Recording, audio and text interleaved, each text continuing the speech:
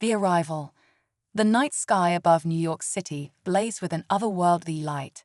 Dr. Samantha Chen, lead astronomer at the Hayden Planetarium, stared at her computer screen in disbelief. The data streaming in from observatories around the world confirmed her worst fears. An enormous fleet of unidentified objects was rapidly approaching Earth. "This can't be happening," she muttered, running a hand through her disheveled hair. Samantha had dreamed of first contact her entire life, but not like this. Not with a force large enough to blot out the stars. Her fingers flew across the keyboard, double-checking calculations and sensor readings. There was no mistake. In less than 24 hours, humanity would come face to face with an alien civilization. Samantha reached for her phone with trembling hands. "Director, we need to alert the president. Now." Across the globe, as dawn broke over each time zone, the news spread like wildfire. Social media exploded with grainy photos and shaky video footage of the approaching Almeida. Governments struggled to maintain order as panic gripped major cities. In Washington, D.C., President Eleanor Hayes stood before a hastily assembled group of military leaders and scientific advisors. Her face was grim as she absorbed the magnitude of the situation. "Ladies and gentlemen," she began, her voice steady despite the fear churning in her gut, "we are facing the greatest challenge in human history. I need options, and I need them fast." General Marcus Stone, a grizzled veteran with 4 decades of service under his belt, stepped forward. "Madam President, I recommend we mobilize every available military asset. If these aliens are hostile, we need to be ready to defend ourselves." Dr. Alan Reeves, the President's chief scientific advisor, shook his head. "With all due respect, General, we're dealing with a civilization capable of interstellar travel. Our most advanced weapons would be like throwing rocks at a tank." President Hayes held up a hand to silence the brewing argument. "We'll prepare for all contingencies. I want our forces on high alert, but we avoid any provocative actions. Dr. Reeves, assemble a team of our best linguists and anthropologists. If there's a chance for peaceful communication, we need to take it." As the meeting adjourned, President Hayes turned to her chief of staff. "Schedule an emergency address to the nation for this evening. The people deserve to hear the truth from their leader." Meanwhile, in a secret underground facility beneath the New Mexico desert, Dr. Victor Carlisle watched as his life's work sprang into action. Project Sentinel, a global early warning system designed to detect and track potential extraterrestrial threats, was operating at full capacity for the first time. Victor's team of engineers and analysts worked feverishly, processing the torrent of data flowing in from satellites, ground-based sensors, and deep space monitoring stations. The scientist allowed himself a moment of grim satisfaction. They had prepared for this day, even if no one truly believed it would come. "Dr. Carlisle," a young analyst called out, her voice tight with urgency. "We're detecting a signal from the alien fleet. It's aimed directly at us." Victor rushed to the station, heart pounding. "Can we decode it?" The analyst shook her head. "It's like nothing we've ever seen before. The encryption is beyond our current capabilities." Victor's mind raced. "Keep working on it, and get me a secure line to the Pentagon. They need to know about this." As governments around the world grappled with the impending arrival, ordinary citizens faced their own struggles. In London, Sarah Thompson hugged her 2 young children close as they watched the news unfold on their living room television. "Mummy, are the aliens going to hurt us?" her 7-year-old daughter asked, blue eyes wide with fear. Sarah forced a smile, trying to project a calm she didn't feel. "No, sweetheart. The grown-ups are going to make sure we're all safe." She glanced at her husband, Mark, who gave her a reassuring nod. They both knew the promise might be empty, but what else could they tell their children? In Rio de Janeiro, Father Miguel Santos opened the doors of his small parish church to a flood of frightened parishioners.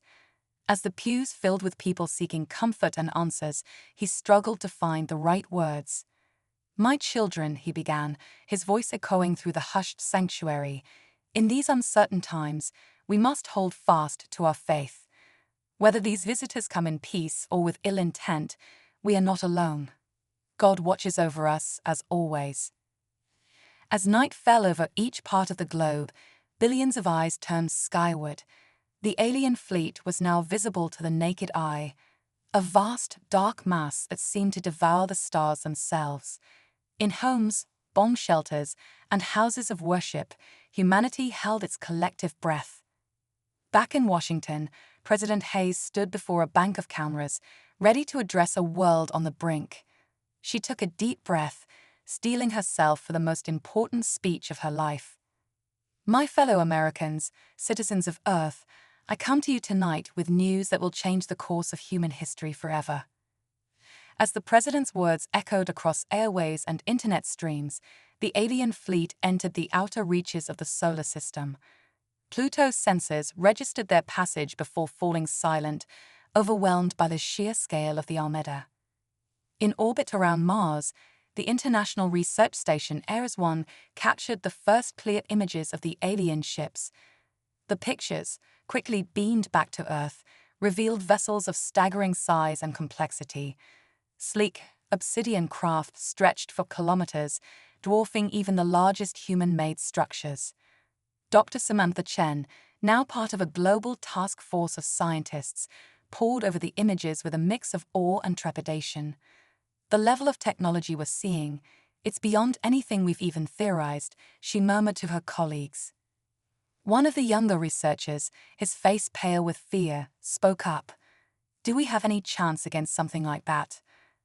Samantha met his gaze, her jaw set with determination. "We have the greatest weapon of all, the human spirit. We've faced extinction-level threats before and survived. We'll find a way." As the alien fleet approached the orbit of Jupiter, Earth's defenders scrambled to prepare. Military bases around the world hummed with activity as mothballed equipment was hurriedly recommissioned and experimental weapons were rushed into production. In low Earth orbit, the crew of the International Space Station found themselves on the front lines of humanity's vigil. Commander Elena Volkov, a veteran Russian cosmonaut, coordinated with ground control to reposition the station's array of sensors and cameras. "We are getting clearer readings now," she reported, her accented voice tight with tension. "The lead ships will reach lunar orbit in approximately 6 hours." Back on the ground, world leaders engaged in frantic negotiations.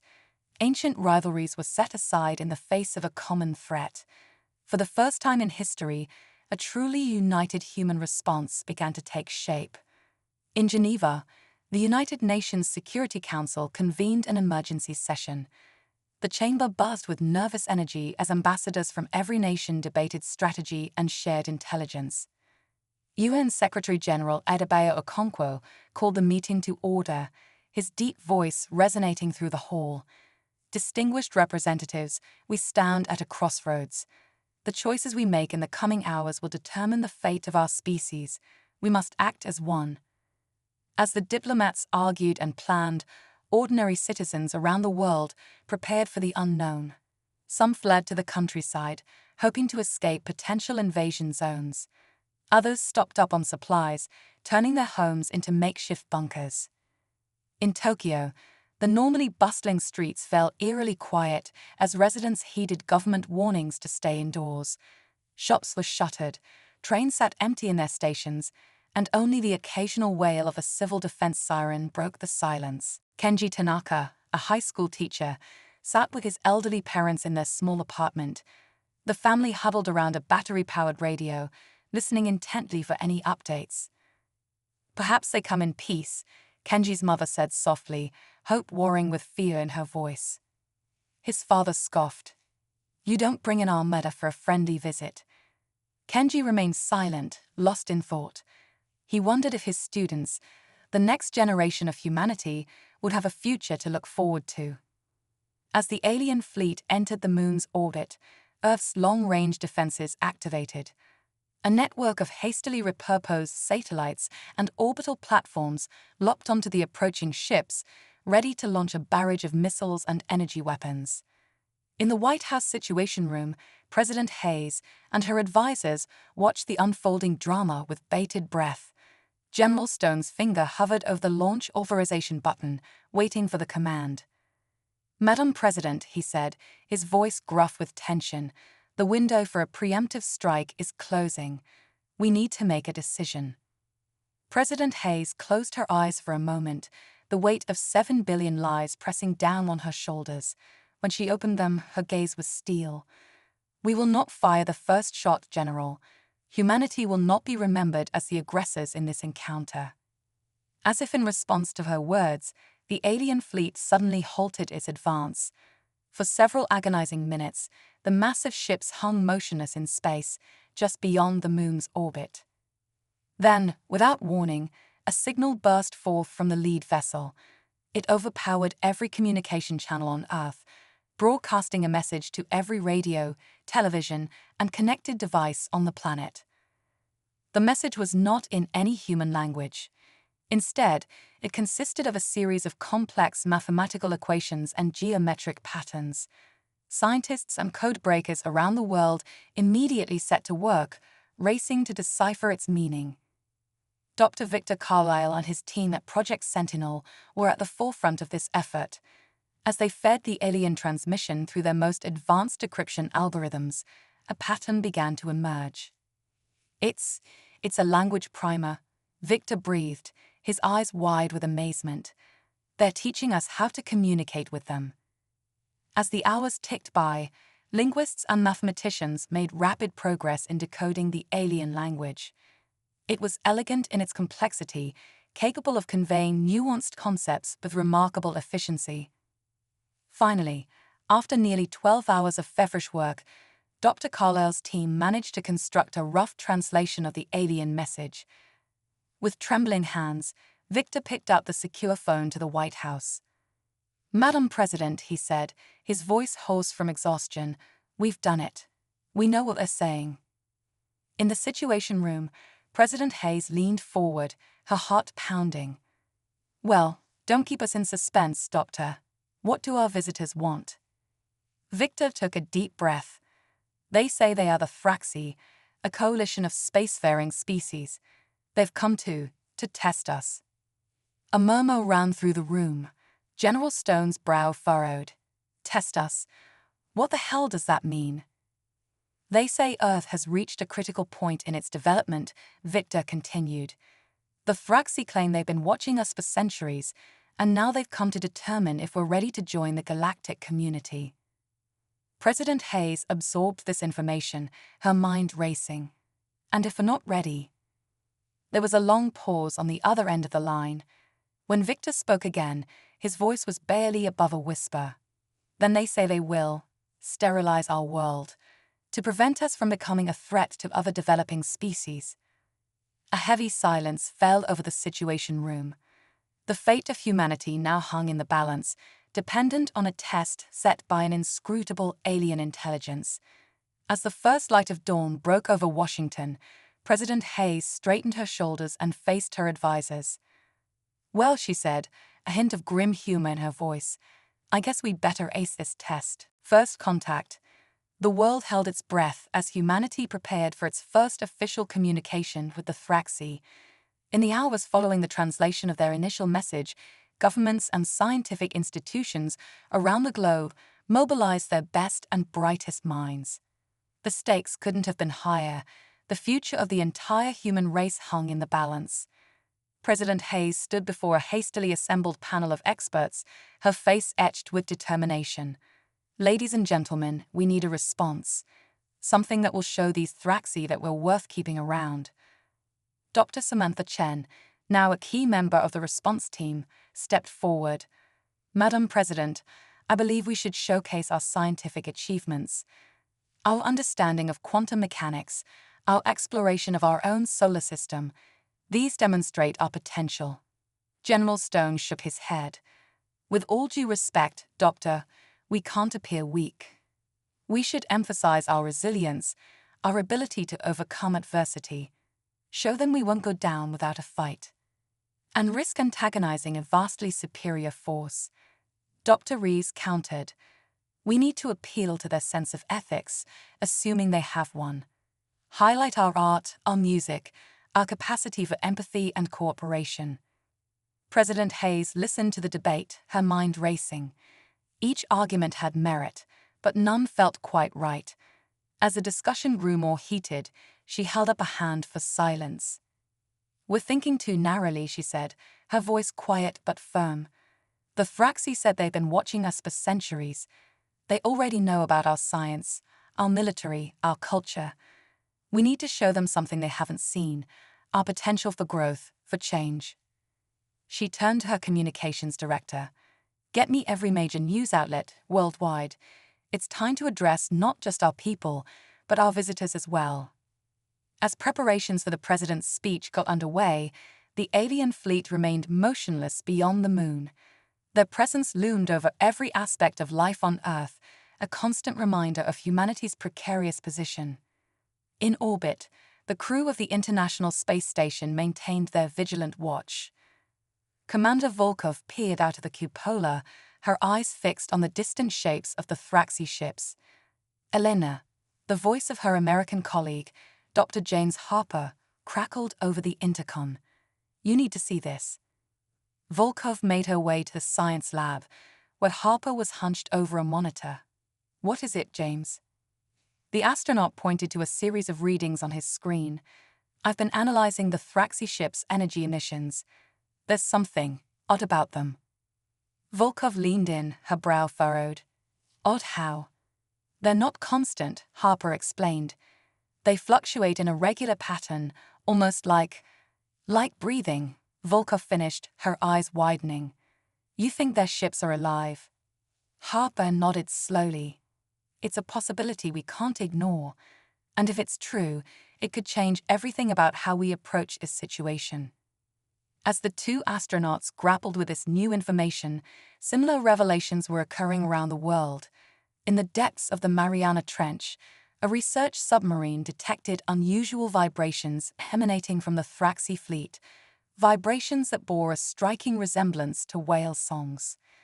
At the SETI Institute in California, radio astronomers discovered that the complex mathematical patterns in the Thraxi transmissions shared remarkable similarities with the golden ratio found throughout nature on Earth. Each new piece of data painted a picture of an alien civilization far more complex and nuanced than initially believed. The Thraxi were not simply advanced, they seemed to be intrinsically connected to the fundamental patterns of the universe itself. As scientists and researchers raced to understand these new insights, ordinary citizens grappled with the reality of their situation. In a small town in the American Midwest, a group of neighbors gathered in a backyard, their eyes turned skyward. "You think they're gonna wipe us out?" asked Tom, a grizzled factory worker. Sarah, a local schoolteacher, shook her head. "If they wanted to destroy us, they could have done it already. They must want something else." "Maybe they're looking for a new home," suggested Elena, a college student. "Their own world might be dying." As they talked, a young boy named Miguel tugged on Sarah's sleeve. "Miss Johnson, why don't we just invite them down for dinner? Mom always says you should be nice to new neighbors." The adults chuckled, but Sarah paused, struck by the simple wisdom in the child's words. "You know, Miguel, that's not a bad idea at all." Across the world, similar conversations were taking place. Humanity, faced with an existential threat, was coming together in ways never before seen. Ancient rivalries were set aside, resources were pooled, and a spirit of global cooperation began to emerge. In New Delhi, a team of Indian computer scientists worked tirelessly to develop an AI that could help decode more complex Thraxi transmissions. They were assisted remotely by colleagues in Tel Aviv, Lagos, and Seoul, sharing breakthroughs and setbacks in real time. In the Amazon rainforest, indigenous leaders convened an emergency council, drawing upon millennia of traditional knowledge to offer a unique perspective on humanity's relationship with the cosmos. Their insights were quickly disseminated to scientific and diplomatic teams around the globe. As the hour of humanity's response drew near, President Hayes secluded herself in the Oval Office, fine-tuning her address. The weight of history pressed down upon her. She knew that her words could very well determine the fate of her species. A soft knock at the door interrupted her thoughts. "Come in," she called. Her granddaughter Zoe peeked around the doorframe. "Grandma? Mom said you might need this." The girl held out a small, worn book. Hayes recognized it immediately, a collection of poetry she had given Zoe for her birthday. "Sweetheart, that's very thoughtful, but I'm not sure this is the time for." She trailed off, a memory surfacing. One of the poems, a piece about human resilience in the face of adversity, suddenly seemed profoundly relevant. "Actually, Zoe, you might have just saved the world."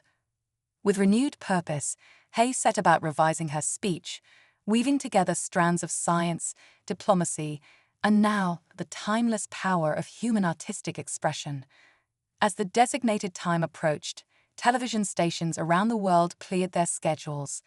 Internet traffic surged as billions tuned in to witness this pivotal moment in human history. In homes, offices, and public squares, people gathered around screens, holding their collective breath.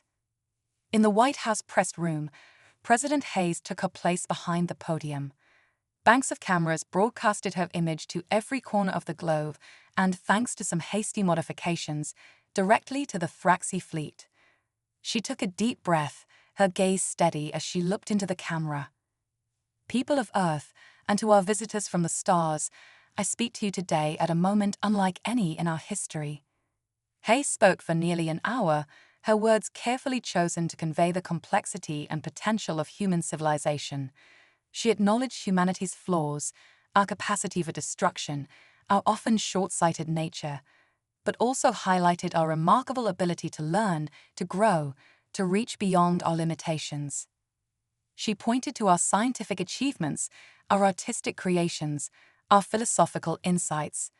But more than that, she emphasized our capacity for change, our ability to recognize our mistakes and strive to be better.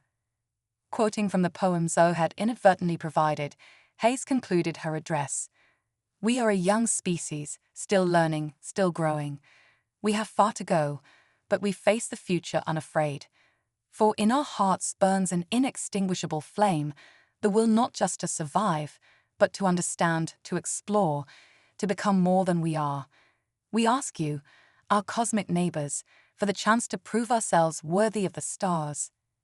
As the president's final words echoed across the airways, a tense silence fell over the earth. In living rooms and town squares, in the halls of government and the chambers of the United Nations, humanity waited for a response. Minutes stretched into hours with no word from the Thraxi fleet. Speculation ran rampant. Had the aliens even understood the message? Were they deliberating or preparing for an attack? Then, just as anxiety threatened to boil over into panic, it happened. A new transmission burst forth from the alien armada, overpowering all earthly communications once again. This time, however, the message was different. Gone were the complex mathematical equations. Instead, a single phrase, repeated in every human language, echoed around the world. "We are ready to talk." A collective exhale seemed to sweep across the planet. It wasn't acceptance, not yet, but it was a start. A chance for dialogue, for understanding, and perhaps for humanity to secure its place among the stars. As governments scrambled to assemble diplomatic teams and Earth's greatest minds prepared for the intellectual challenge of their lives, a new sentiment began to spread among the human population. It wasn't relief exactly, nor was it triumph. It was something more nuanced, more profound. For the first time in history, humanity looked to the stars not with fear or mere curiosity, but with a sense of destiny. Whatever trials lay ahead, whatever tests the Thraxi had in store, Earth would face them united. The human race was ready to prove its worth, not just to alien visitors, but to itself. As night fell across the globe, billions of eyes turned skyward once more. But now, alongside the looming shapes of the Thraxi ships, people saw something else in the starry expanse: possibility, and the promise of a future limited only by their collective imagination. The stage was set. Humanity's greatest challenge, and perhaps its greatest opportunity, was about to begin. The test begins. The dawn of a new era broke over Earth as humanity prepared for its first face-to-face encounter with the Thraxi. In the 48 hours following President Hayes' address, a flurry of activity consumed every corner of the globe. World leaders, scientists, and diplomats worked tirelessly to prepare for what many were calling the most important meeting in human history. The United Nations headquarters in New York had been chosen as the site for this momentous occasion. As sunrise painted the sky in hues of pink and gold, a small group of Earth's representatives gathered on the roof of the iconic building. Among them stood President Hayes, UN Secretary-General Okonkwo, and a carefully selected team of scientists, linguists, and diplomats. Dr. Samantha Chen fidgeted nervously with the collar of her blazer. "Do you think they'll actually come in person?" she whispered to Dr. Reeves, who stood beside her. The older scientist shrugged. "Your guess is as good as mine. We're in uncharted territory here." Their speculation was cut short by a collective gasp from the assembled group. A shimmering distortion appeared in the air above them, quickly coalescing into a sleek, obsidian craft about the size of a small bus. It descended silently, touching down on the rooftop with impossible grace. For a moment, nothing happened. The humans held their breath, eyes fixed on the seamless surface of the alien vessel. Then, without warning, a section of the hull simply melted away, revealing a dimly lit interior. From the shadows emerged three figures that defied easy description. They were vaguely humanoid in shape, but that's where the similarities ended. Their bodies seemed to shimmer and shift, as if struggling to maintain a solid form in Earth's atmosphere. Where one might expect to see eyes, there were instead swirling vortexes of iridescent color. President Hayes stepped forward, her voice steady despite the hammering of her heart. "On behalf of humanity, I welcome you to Earth." The central Thraxi figure inclined what passed for its head. When it spoke, the words seemed to form directly in the minds of the humans present, bypassing their ears entirely. "We accept your welcome, humans of Earth. We are the Thraxi, and we have come to administer the test that will determine your species' fate." Secretary-General Okonkwo cleared his throat. "We are prepared to demonstrate our worthiness." "What form will this test take?" The Thraxi's response sent a chill through the assembled humans. "The test has already begun." Confusion rippled through the group. Dr. Chen couldn't help but blurt out, "But we haven't done anything yet." The alien beings seemed to ripple with what might have been amusement. "You misunderstand. Everything you have done since we entered your solar system has been part of the test. Every action, every reaction, every decision made by your species has been observed and evaluated." The implications of this statement hit the human representatives like a physical blow. They had been under scrutiny this entire time, that every move judged by criteria they didn't understand. President Hayes, recovering quickly, pressed on. "Then can you tell us how we're doing? What more can we do to prove ourselves?" The Thraxi's response was cryptic. "The test continues. But know this, the greatest challenges often come when one least expects them. Your species' true nature will reveal itself not in carefully prepared speeches, but in moments of crisis and opportunity." With that, the alien representatives retreated into their craft. In a matter of seconds, the vessel had vanished, leaving behind a group of stunned humans and a host of unanswered questions. As news of the brief encounter spread, reactions around the world were mixed. Some saw the Thraxi's words as encouraging. After all, humanity hadn't failed outright. Others interpreted the aliens' cryptic message as a dire warning. In the days that followed, a sense of nervous anticipation gripped the planet.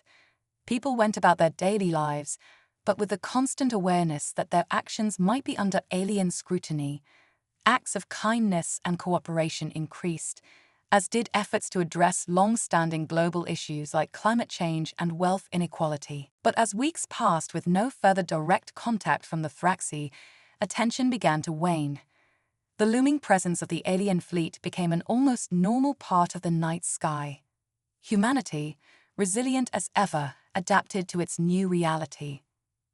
It was against this backdrop of uneasy normalcy that the first crisis struck. In a remote region of Siberia, a series of massive sinkholes began to appear. At first, they were dismissed as a natural phenomenon, but as the holes grew larger and more numerous, consuming entire towns and threatening critical infrastructure, it became clear that something far more sinister was at work. Dr. Victor Carlyle, monitoring the situation from his Project Sentinel facility, was the first to make the connection. These aren't just sinkholes, he reported to a hastily assembled task force. The pattern of their formation, the energy readings we're detecting, it all points to some kind of artificial origin. General Stone's face hardened. Are you saying the Thraxi are attacking us? That this is part of their test? Carlyle shook his head. I don't think so. The energy signatures don't match anything we've seen from their technology. This is something else entirely. As the crisis in Siberia escalated, another disaster unfolded on the other side of the world. In the heart of the Amazon rainforest, vast swaths of trees began to wither and die at an unprecedented rate. Within days, an area the size of France had been reduced to a lifeless wasteland.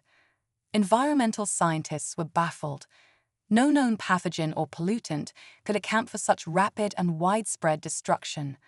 As governments scrambled to respond to these twin calamities, a terrifying realization began to dawn. Earth was under attack, but not by the Thraxi. In orbit, Commander Volkov and her crew on the International Space Station worked tirelessly to gather data on the unfolding disasters. It was Dr. Harper who first noticed an anomaly in their readings. Elena, look at this, he called out, gesturing to his monitor. There's some kind of energy field emanating from both affected areas. It's subtle, but it's definitely there.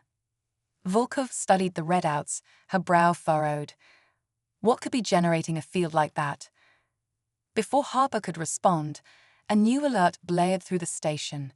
The astronauts rushed to the cupola, their eyes widening at the sight that greeted them. A massive shape had appeared in low Earth orbit, seemingly out of nowhere. It was a spacecraft, but utterly unlike the sleek vessels of the Thraxi. This ship was a nightmare of twisted metal and pulsing organic matter, easily the size of a small moon.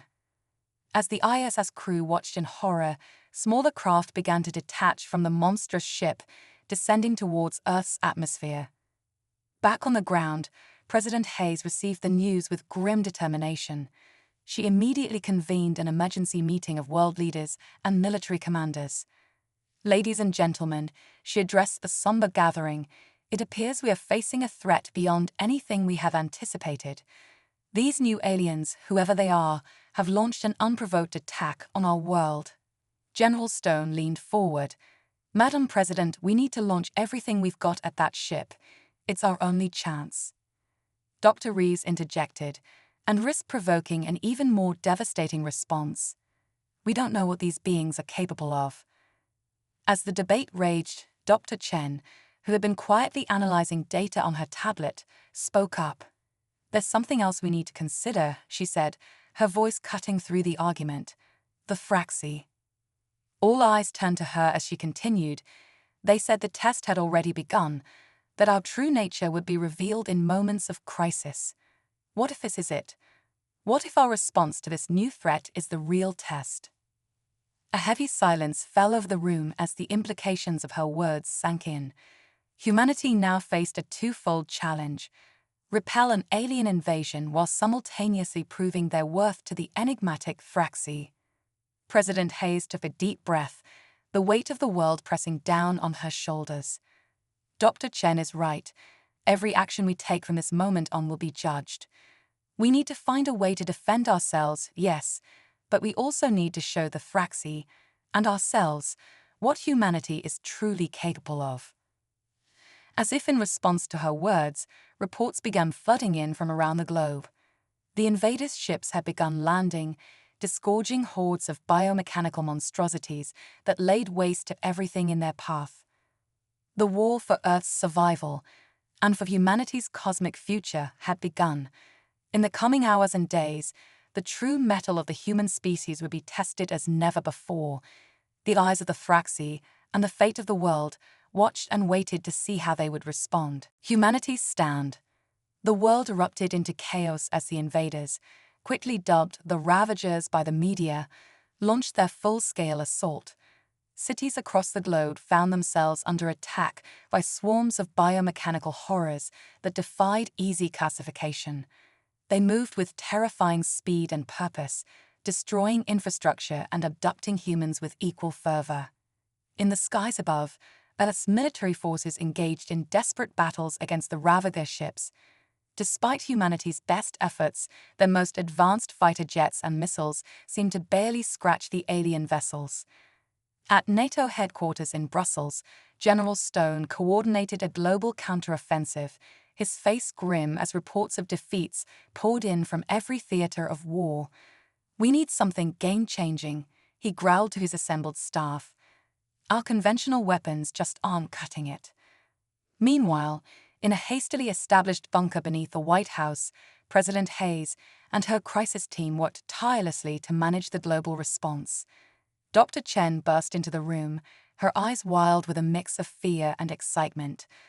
"Madam President, we've made a breakthrough," she said, catching her breath. "We've managed to analyze some of the Ravager technology. It's incredible. Their entire system is based on a fusion of organic and mechanical components. But here's the key: it all operates on a quantum entanglement network." Dr. Rees leaned forward, his eyes widening. "Are you saying what I think you're saying?" Chen nodded. "If we can disrupt that network, we might be able to shut down their entire invasion force in one fell swoop." President Hayes straightened, a glimmer of hope in her eyes. "What do you need to make this happen?" "That's the catch," Chen replied, her excitement dimming slightly. "To generate a disruption field of that magnitude, we'd need more power than our entire global energy grid can produce. And we have to do it from orbit to affect their mothership." The room fell silent as the enormity of the task sank in. Then, a voice crackled over the communications system. "This is Commander Volkov on the ISS. We've been monitoring your conversation. I think we might have a solution." All eyes turned to the view screen as Volkov continued. "The Thraxi ships, they're putting out enormous amounts of energy. If we could somehow tap into that—" "Absolutely not," General Stone interrupted. "We can't risk antagonizing the Thraxi. For all we know, they could be behind this whole invasion." President Hayes held up a hand, silencing the general. "Elena, are you suggesting we ask the Thraxi for help?" Volkov's image flickered on the screen. "Not exactly, Madam President. But if we could get close enough to one of their ships, we might be able to siphon off the energy we need without them even noticing." A tense debate erupted in the room. The plan was risky. If the Thraxi caught them, it could be seen as an act of aggression, potentially failing their cosmic test. But if they did nothing, humanity would surely fall to the Ravagers. As arguments flew back and forth, Dr. Chen's tablet began to beep insistently. Her eyes widened as she read the incoming data. "Everyone, shut up," she shouted, silencing the room. "You need to see this." She quickly transferred the data to the main screen. It showed a series of energy readings from around the globe, all spiking in a distinct pattern. "These are coming from population centers, places where the Ravagers have been most active," Chen explained. "But look at the signature, it's human." Dr. Rees leaned in, his brow furrowed. "That's impossible. No human technology could produce readings like that." Chen shook her head. "It's not technology, it's us, our brains. In areas of intense conflict, human neural activity is collectively spiking in a way we've never seen before. It's almost as if we're evolving," President Hayes finished, her voice barely above a whisper. The implications were staggering. Humanity, pushed to the brink of extinction, was unlocking hidden potential within their very minds. But was it happening fast enough to make a difference? As if in answer to that unspoken question, reports began flooding in from around the world. In the ruins of Tokyo, a group of survivors had somehow managed to telepathically coordinate a counterattack, overwhelming a Ravager strike force. In the Amazon, indigenous shamans were using newfound abilities to accelerate plant growth, rapidly restoring sections of the devastated rainforest. President Hayes stood, her decision made. We pursue both plans simultaneously. Dr. Chen worked with the ISS crew on the Energy Siphon project. General Stone, I want every available resource devoted to identifying and training these emerging human abilities. She turned to face her team, her voice resonating with determination. The Thraxi wanted to see our true nature. Well, they're about to. Humanity will not go quietly into the night. We will fight, we will adapt, and we will survive. As the meeting adjourned, a flurry of activity erupted across the globe. In orbit, Commander Volkov and her crew began the perilous process of maneuvering the ISS closer to the Thraxi fleet, praying they wouldn't be noticed. On the ground, hastily established potential centers began screening millions for signs of emerging abilities. In the ravaged streets of major cities, the tide of battle slowly began to turn. Small groups of humans, their eyes glowing with newfound power, stood against the Ravager hordes. They moved with impossible speed, communicated without words, and in some cases, even manipulated the physical world around them. But the Ravagers were far from defeated. Their mothership loomed in orbit, a constant reminder of the overwhelming force humanity still faced. And in the shadows between stars, the Thraxi watched, their inscrutable gaze fixed on the species fighting for its very existence. As dawn broke on the 7th day of the invasion, humanity steeled itself for what might be its final stand.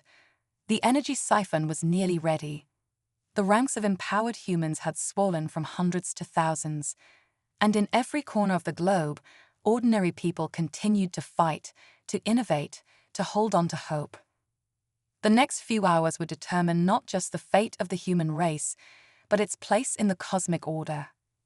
As President Hayes addressed the world one last time before the final push, her words echoed in the hearts of billions. Today, we face our greatest challenge, but in doing so, we will show the universe who we truly are. We are humanity, resilient, innovative, and unbreakable.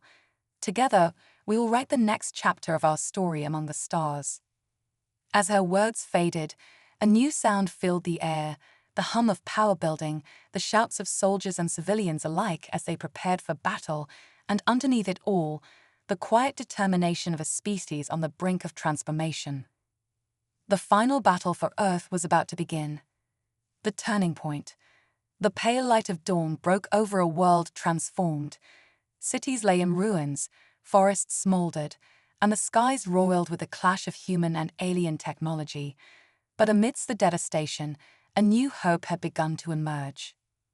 On the International Space Station, now precariously positioned near one of the massive Thraxi ships, Commander Volkov and her crew worked feverishly to bring the energy siphon online. The device, a hybrid of human ingenuity and reverse-engineered alien tech, hummed ominously as it powered up. Energy levels are approaching critical mass, Dr. Harper reported, his voice tense. If this works, we'll have enough power to generate the disruption field. If it doesn't, Volkov finished his thought grimly. We'll have alerted both the Thraxi and the Ravagers to our presence. She took a deep breath, her hand hovering over the activation switch. For Earth, she whispered, and flipped the switch. For a moment, nothing happened. Then, a brilliant beam of energy lanced out from the ISS, connecting with the Thraxi vessel. Alarms blared throughout the station as it shuddered under the strain. It's working, Harper shouted over the din. We're siphoning off incredible amounts of power. But their elation was short-lived. A massive tremor rocked the station, nearly throwing them off their feet. Through the viewport, they watched in horror as the Thraxi ship began to move, turning its inscrutable bulk towards them. On the ground, the situation was equally tense. In what remained of New York City, a group of newly empowered humans, led by Dr. Chen, faced off against a legion of Ravager troops. Chen's eyes glowed with an otherworldly light as she coordinated the defense telepathically. "Remember your training," her voice echoed in the minds of her comrades. "We are humanity's last line of defense. We cannot fail." As if on cue, the Ravagers charged. But this time, they met a force unlike anything they had encountered before. Humans moved with impossible speed, their thoughts linked in perfect harmony. Some manipulated the very elements around them, hurling shards of debris with the force of missiles or creating barriers of pure energy. The battle raged across the globe, from the snow-covered streets of Moscow to the sun-baked plains of Africa. Everywhere, the story was the same: humanity, pushed to the brink, was pushing back with newfound strength and unity. In Washington, D.C., President Hayes stood in the ruins of the White House, surrounded by a team of advisors and military personnel. Her eyes were fixed on a holographic display showing the progress of the space station's mission. "Madam President," General Stone's voice crackled over the comm, "the IS reports success in powering up the disruption device, but they've been detected by the Thraxi. Your orders." Hayes closed her eyes for a moment, the weight of the decision heavy on her shoulders. When she opened them, her gaze was steel. "Proceed with the plan. May God have mercy on us all." High above the earth, Commander Volkov received the order. With a silent prayer, she activated the disruption field. A wave of invisible energy burst forth from the station, expanding rapidly to encompass the entire planet and the space around it. For a heartbeat, the world seemed to hold its breath. Then, chaos erupted. Across the globe, Ravager forces suddenly faltered. Their biomechanical bodies twitched and spasmed as the quantum network that linked them was shattered. In orbit, their massive mothership listed aimlessly, its systems in disarray. A cheer went up from the human forces as they watched their enemies fall, but their jubilation was short-lived. The disruption field, it seemed, had affected more than just the Ravagers. On the ISS, alarms blared as systems failed across the board. "We're losing power," Harper shouted. "The station's orbit is decaying. We're going to burn up in the atmosphere." Volkov gritted her teeth, strapping herself into the pilot's chair. "Not if I can help it," she growled, fighting with the manual controls to stabilize their descent. As the station plummeted towards Earth, leaving a fiery trail in its wake, the eyes of the world turned skyward. The IS had saved them all, but at what cost? Then, just as all seemed lost, something extraordinary happened. The Thraxi ship, which had been ominously approaching the falling station, suddenly sprang into action. A beam of shimmering energy enveloped the ISS, gently slowing its descent. Around the world, humans watched in awe as the alien vessel carefully guided the station to a soft landing in the middle of the Pacific Ocean. As rescue ships raced to retrieve the crew, a new transmission burst across all communication channels. The voice that filled the airwaves was unlike anything heard before, a chorus of harmonics that somehow conveyed clear meaning. "People of Earth, you have faced your trial and emerged victorious. In your darkest hour, you did not turn on each other, but instead found strength in unity. You have proven yourselves worthy of joining the galactic community." As the words sank in, a wave of emotion swept across the planet. Joy, relief, and a profound sense of wonder at what the future might hold. In the coming days, as the dust of battle settled and the process of rebuilding began, humanity would learn the full truth. The Ravagers had been an ancient enemy of the Thraxi, a scourge that threatened young civilizations across the galaxy. Earth's test had been twofold: to see if humans could put aside their differences in the face of extinction, and to determine if they had the potential to help in the larger cosmic conflict. By unlocking hidden abilities and showcasing their adaptability and courage, humanity had not just saved itself, but had become a beacon of hope for other emerging species throughout the universe. As the sun set on this new era of human history, President Hayes stood before the United Nations, addressing not just her fellow humans, but representatives from a dozen alien races who had come to welcome Earth into the galactic fold. "Today marks the end of our solitude in the cosmos," she began, her voice strong and clear. But it is only the beginning of our journey. We have been tested, and we have prevailed. Now we take our place among the stars, not as conquerors, but as partners, peacekeepers, and explorers. She paused, looking out over the assembled crowd, her eyes shining with the promise of the future. The road ahead will not be easy. There are wonders to discover, challenges to overcome, and yes, dangers to face. But we will face them together, as one human race, united with our new allies in the great tapestry of life that spans the universe. As applause thundered through the hall, a new chapter in human history began to unfold. The stars, once distant and unreachable, now beckoned with infinite possibility. Humanity had not just survived its trial by fire, it had emerged stronger, wiser, and ready to take its place in the cosmic community. The greatest adventure in the history of our species was about to begin. A new dawn. 5 years had passed since the day Earth joined the galactic community. The scars of the Ravatha invasion were still visible on the planet's surface, but they were fading, overtaken by the rapid progress of a civilization in the midst of a renaissance. Dr. Samantha Chen stood on the observation deck of Harmony Station, Earth's first true deep space facility.